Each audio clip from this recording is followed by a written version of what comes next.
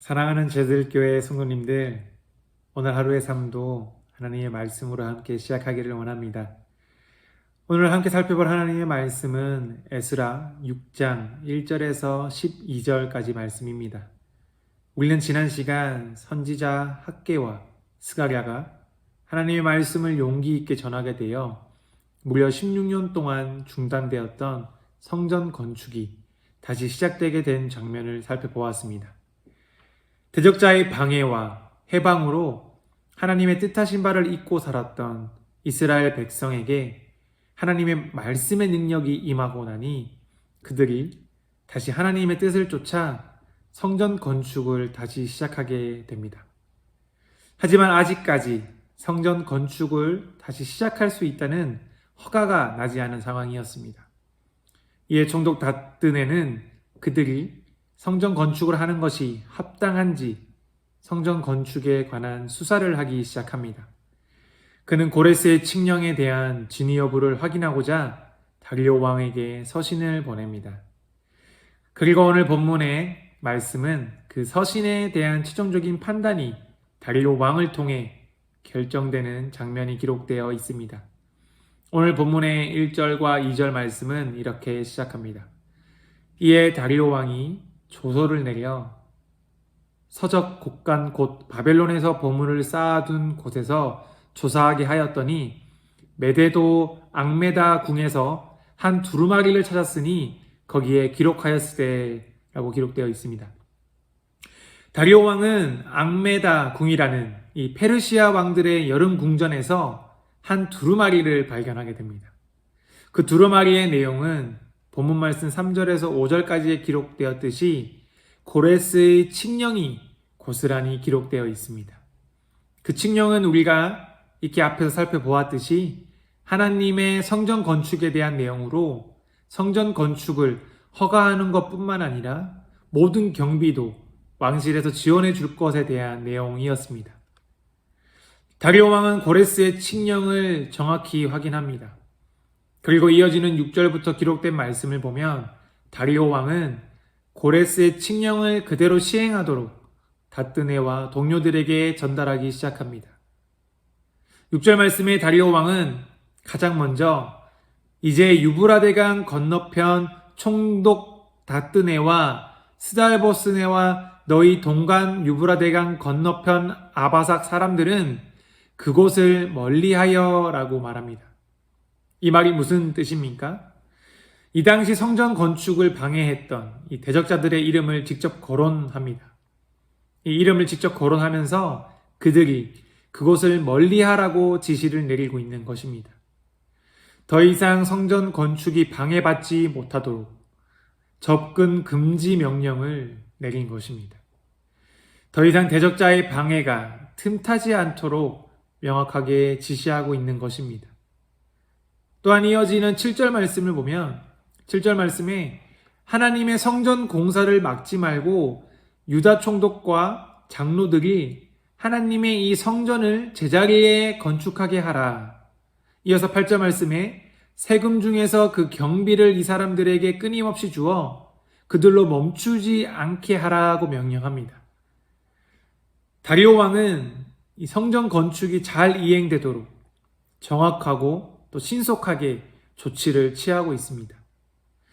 다리오 왕은 성전 건축을 방해하는 대적자를 퇴치시켰을 뿐만 아니라 성전 건축이 원활하게 이루어지도록 국고를 동원해 경비를 지원하기까지 합니다.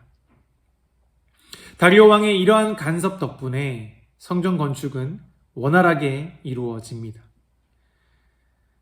또한 오늘 본문 말씀의 9절과 10절의 말씀을 보면 다리오 왕은 제사장들에게 제물도 매일 넉넉하게 조달해 주도록 지시합니다. 그 이유는 번제를 위한 것이었고 이스라엘이 드리는 제사를 드릴 수 있도록 도움을 준 것입니다. 하나님을 인정하지 않는 왕이었지만 그는 이스라엘이 그들의 하나님을 예배할 수 있도록 모든 것을 마련해 줍니다. 이어지는 오늘 본문의 11절과 12절은 앞의 사항들을 더 이상 변경하지 못하도록 규정하는 내용이 기록되어 있습니다. 11절 말씀을 보면 내가 또 명령을 내리노니 누구를 막론하고 이 명령을 변조하면 그의 집에서 들보를 빼내고 그를 그 위에 메어 달게 하고 그의 집은 이로 말미암아 거름더미가 되게 하라고 명령하고 있습니다.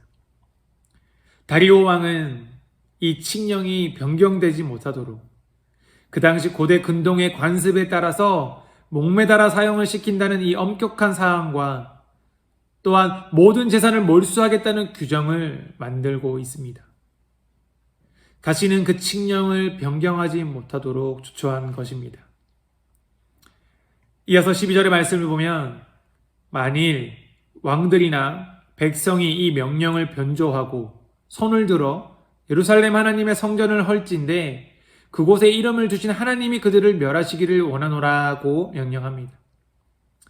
다리오 왕 자신이 속한 백성에 한해서 그는 그가 중범죄 이상에 가하는 조처를 취할 수 있었습니다.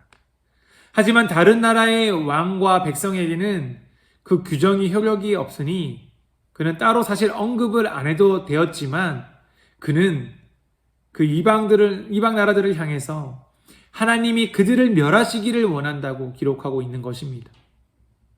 즉 다른 나라의 왕과 백성들의 경우에는 이스라엘 하나님의 심판과 저주가 있을 것이라고 언급하고 있는 것입니다.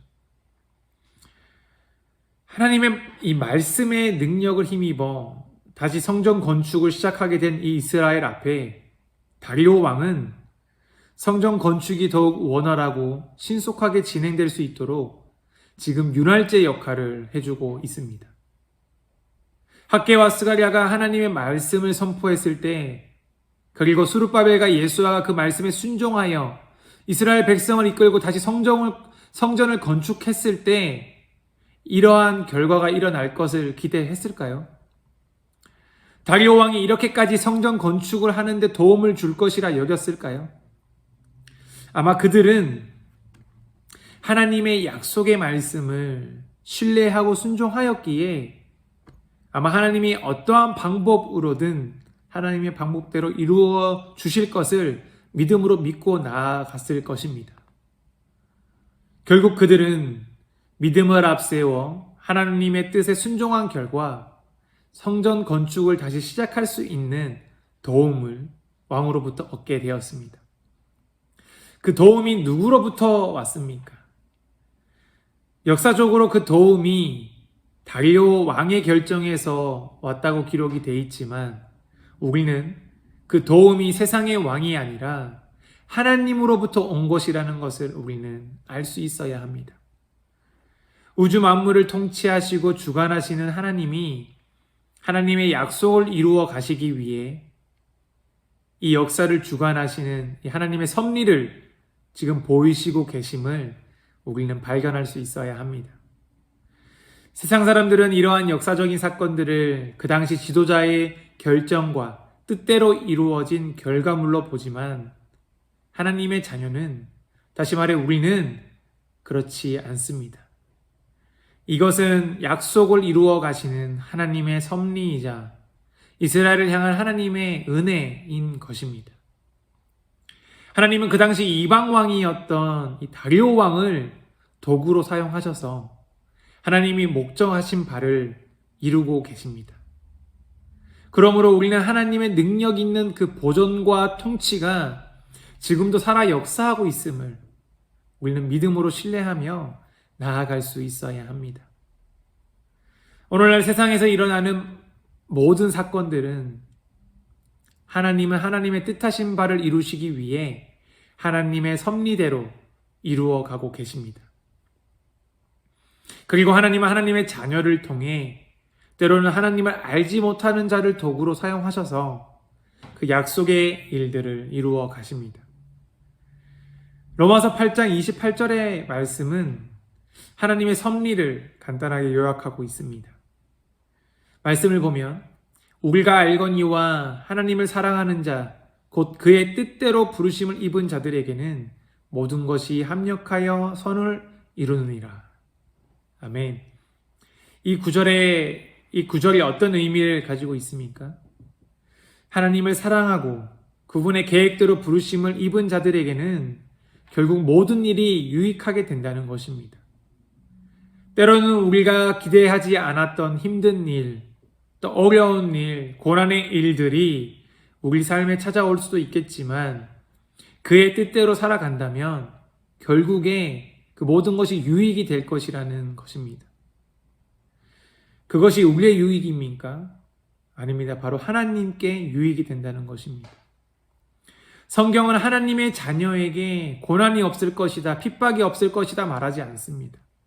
되려 그 길을 걷는 자에게 고난과 핍박이 있을 것이라 이야기합니다.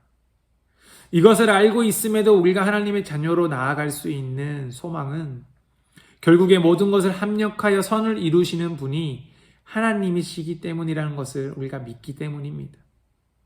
우리는 날마다 마주하는 삶의 현실 속에서 그 삶을 인내하며 지키고 살아갈 때 하나님의 섭리와 은혜를 경험하게 될 것입니다. 오늘 본문 말씀에 이스라엘 백성이 하나님의 그 섭리를 발견한 것처럼 오늘 하루 맡겨진 직장과 가정과 이웃 간의 삶 속에서도 저와 성도님들 모두가 하나님의 섭리와 은혜를 발견하는 우리가 될 수 있기를 간절히 소망하고 축복합니다.